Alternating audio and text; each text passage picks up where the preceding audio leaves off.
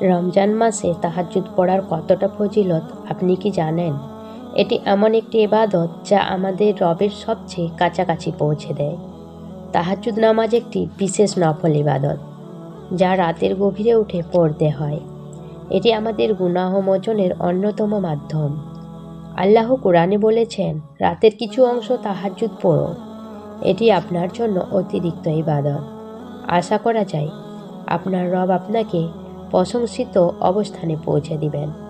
রমজান মাসে তাহাজ্জুদ নামাজের গুরুত্ব আরও বেশি বেড়ে যায়, কেননা এই মাসে রাত্রি জাগরণের বিশেষ ফজিলত রয়েছে। হাদিসে এসেছে, রাসূলুল্লাহ সাল্লাল্লাহু আলাইহি সাল্লাম বলেছেন, যে ব্যক্তি ঈমান ও সওয়াবের নিয়তে রমজানের রাতে নামাজ আদায় করবে তার সমস্ত গুনাহ ক্ষমা করে দেওয়া হবে।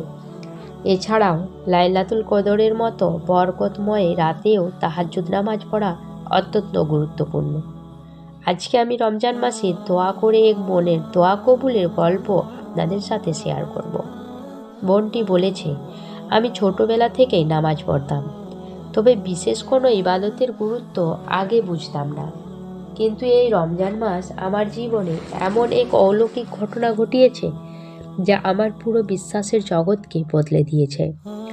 রমজানের প্রথম দিন থেকেই আমি সিদ্ধান্ত নিলাম যে আমি তাহাজ্জুদ নামাজ পড়ব, রোজা রাখব এবং আল্লাহর ইবাদত করব।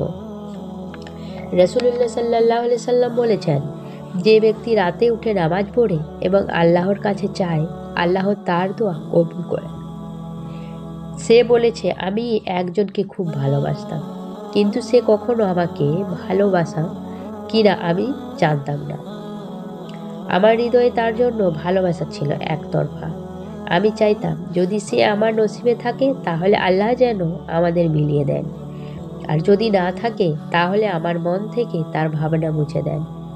প্রথম কয়েকদিন শুধু নামাজ পড়তাম, কিন্তু নামাজে মনোযোগ দিতে পারতাম না। তারপর আমি কোরআনের এই আয়াত পড়লাম, আমি আমার বান্দার খুব নিকটে, যখন সে আমাকে ডাকে আমি তার ডাক কবুল করি। এরপর থেকে আমার নামাজ বদলে গেল। আমি গভীর রাতে কেঁদে কেঁদে আল্লাহর কাছে দোয়া করতাম। তাহাজ্জুদ নামাজের পর মোনাজাতে বলতাম, হে আল্লাহ, যদি সে আমার জন্য উত্তম হয় তাহলে তুমি আমাদের মিলিয়ে দাও, আর যদি উত্তম না হয় তাহলে আমাকে ধৈর্য দাও, আমার মন থেকে তাকে সরিয়ে দাও। রমজানের দিনগুলো কাটতে লাগলো, কিন্তু আমার দোয়া কবুলের কোনো লক্ষণ দেখছিলাম না। একদিন আমি আমার বান্ধবীকে বললাম, আমার কি আরও ধৈর্য ধরতে হবে, নাকি আল্লাহ আমার দোয়া কবুল করবেন না? সে বলল, তুমি জানো না আল্লাহ কখন কিভাবে তোমার দোয়া কবুল করবেন।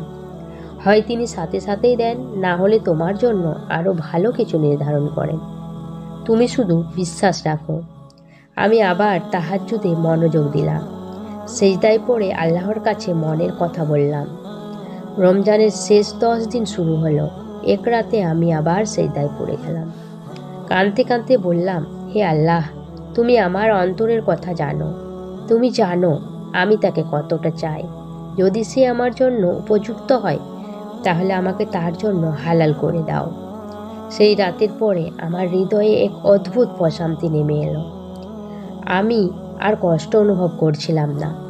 মনে হচ্ছিল আল্লাহ আমার দোয়ার উত্তর দিয়েছেন, যদিও আমি জানতাম না কি হতে যাচ্ছে। একদিন একটি অপ্রত্যাশিত ঘটনা ঘটল। আমি হঠাৎই তার কাছ থেকে একটি মেসেজ পেলাম। সে জানতে চেয়েছিল আমি কেমন আছি।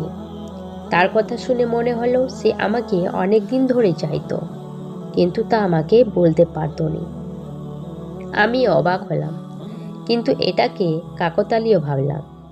পরবর্তীতে কয়েকদিন আমরা কিছু কথা বললাম এবং সে নিজ একদিন বলল, আমি তোমার মধ্যে এমন কিছু দেখেছি যে আমাকে আল্লাহর কথা মনে করিয়ে দেয়।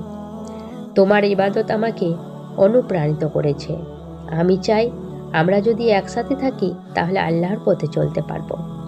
এটা শুনে আমি বুঝেছি আল্লাহ আমাদের জন্য যা নির্ধারণ করেন সেটাই আমাদের জন্য শ্রেষ্ঠ।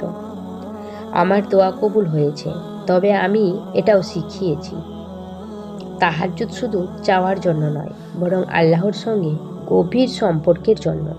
আমি চাই সবাই তাহাজ্জুদ নামাজের বরকত বুঝুক। রাসূলুল্লাহ সাল্লাল্লাহু আলাইহি সাল্লাম বলেছেন, তাহাজ্জুদ নামাজ পড়ো, কারণ এটি তোমার আত্মাকে পরিশুদ্ধ করবে এবং তোমাকে আল্লাহর আরও কাছে নিয়ে যাবে। অবশ্যই ভিডিওটি ভালো লাগলে একটি লাইক করে দেবেন এবং এরকম আরও ভিডিও পেতে চ্যানেলটিকে সাবস্ক্রাইব করবেন। খোদা হাফেজ।